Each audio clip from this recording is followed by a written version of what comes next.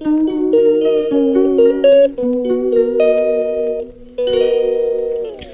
Morning all of you, welcome to my new blog. তোমরা সবাই কেমন আছো? আশা করি তোমরা সবাই ভালো আছো। আর আজকে শনিবার, তো আজকে আমি একটা ইম্পর্টেন্ট কাজ নিয়ে বেরোচ্ছি। গলা শুনেই বুঝতে পারছো আবার ঠান্ডা লেগেছে। মানে অফিস থেকে ফেরতে পড়তে বৃষ্টিতে ভিজেছি, তারপর একটা ইম্পর্টেন্ট কাজে গেছিলাম, সেখানেও বৃষ্টিতে ভিজেছি। সেটা নিয়ে ঠান্ডা তো লেগেছে, প্রচণ্ড কাশি, সারা রাত ঘুমোতে পারছি না, চোখ মুখের অবস্থা দেখেই বুঝতে পারছো।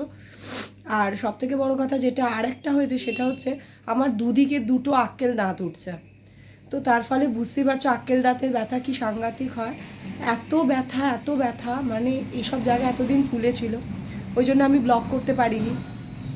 মানে বৃষ্টির জলটা লেগেই সাধারণত ঠান্ডাটা লেগেছিল, আর তারপরে আক্কেল দাঁতগুলোও বেড়ে উঠেছে, ব্যাস একদম মানে সাংঘাতিক অবস্থা। এই কদিন রাত্রে একদম ঘুমোতে পারছিলাম না।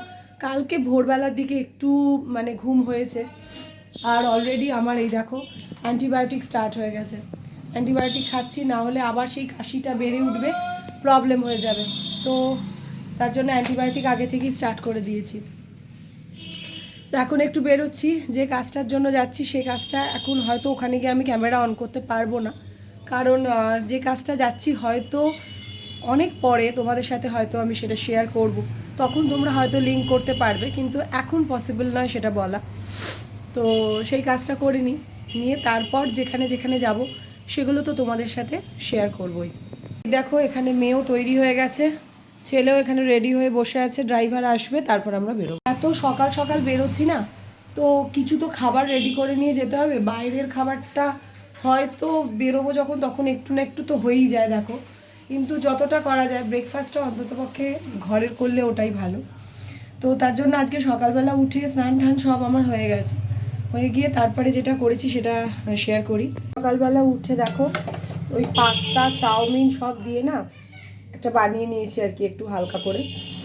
এটাই ভাবছি, এখানে এটা ধুয়ে রেখে দিয়েছি, এটার মধ্যে নিয়ে নেব। এখানে আমার চাউমিন, আর এখানে 3টে ফক নিয়ে নিয়েছি, এগুলো দিয়ে ওখানে ব্রেকফাস্টটা করে নেব।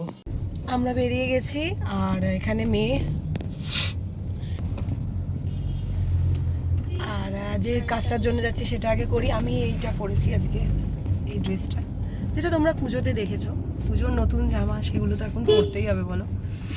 তো এটা পরে বেরিয়ে গেছি, আর তারপরে সেই ইম্পর্টেন্ট কাজটা করে নিই, তারপর তো কোথায় যাচ্ছি না যাচ্ছি সেগুলো অবশ্যই তোমাদের দেখা।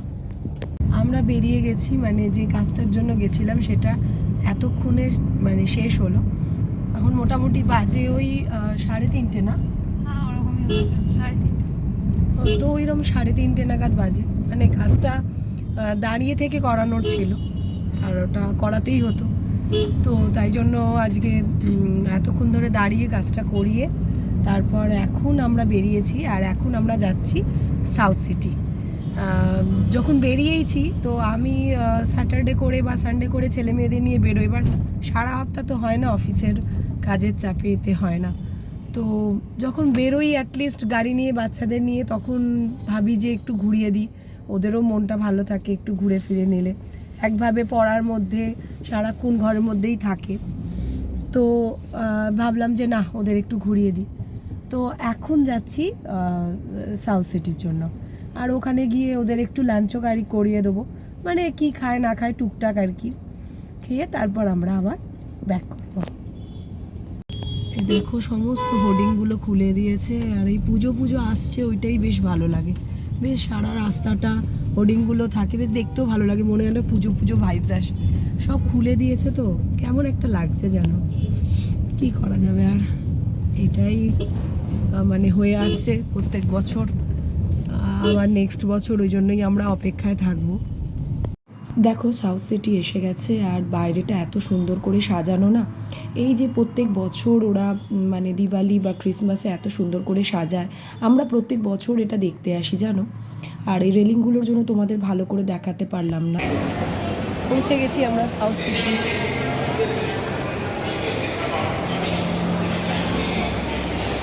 এখন আমরা ঘুরছি, আর দেখো তোমাদের ভেতরটা একটু দেখাই, কি সুন্দরভাবে সাজানো ছিল। আর জানো তো নিচে কার ডিসপ্লে চলছিল, মানে কার সেল করার জন্য যে ডিসপ্লেগুলো হয় আর কি, মাঝে মধ্যে এরকম সাউথ সিটিতে হয়, আমি অনেকবার দেখেছি।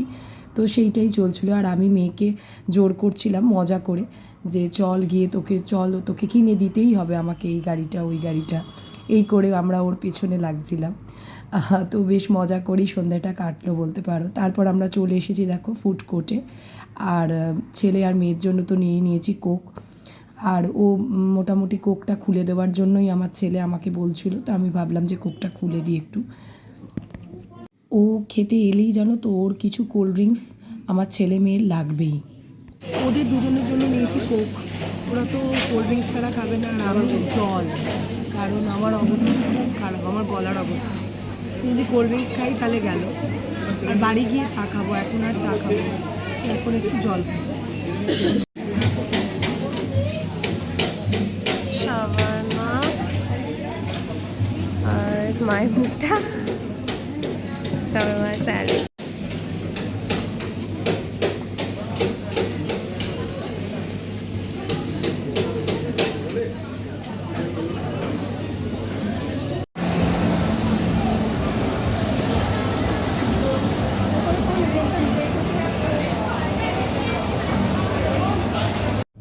আমাদের খাওয়া দাওয়া ওভার, এবার আমরা বাড়ি যাচ্ছি। সাউথ সিটি মোটামুটি একটু ঘোরা হলো, মানে আমি অলরেডি গেছিলাম একটু ঘুরতেই, মানে জাস্ট একটু ব্রেক, একটু ঘুরে এলাম। কিছু কেনাকাটার কিছু ছিল না, কারণ সব কিছুই মোটামুটি রয়েছে, কিছু কেনার নেই। আর তো ভাবলাম যে এই বাচ্চাদের নিয়ে একটু ঘুরে আসি, একটু চেঞ্জ হবে আর কি, আর কিছুই না।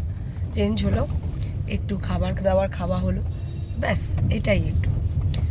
এবার আমরা বাড়ির দিকে যাচ্ছি। বেশ ভালো লাগলো বলো মা। হ্যাঁ, মানে অনেকদিন পর বেশ একটু ঘুরে এলে বেশ ভালোই লাগে না? মানে আবার মানে একভাবে বিজি শিডিউলের মধ্যে কলেজ অ্যাসাইনমেন্ট সব কিছুর মধ্যে মাঝে মাঝে একটা ব্রেক ভালো লাগে। সবসময় যে কিনতে হবে বা ওরকম কিছু নেই, মাঝে মধ্যে একটু ঘুরে রিল্যাক্সেশন, আর একটু কিছু খাওয়াও হয়ে যায়। সেরকম হেভি কিছু না, একটু চুটুর পুটুর খাওয়া, এগুলো তো তোমাদের আগেই বলেছি আমার প্রচণ্ড ভালো লাগে। তো ব্যাস ওইটা হলো, এবার আবার সেই ব্যাক টু প্যাভিলিয়ন, আবার সেই কাজের মধ্যে।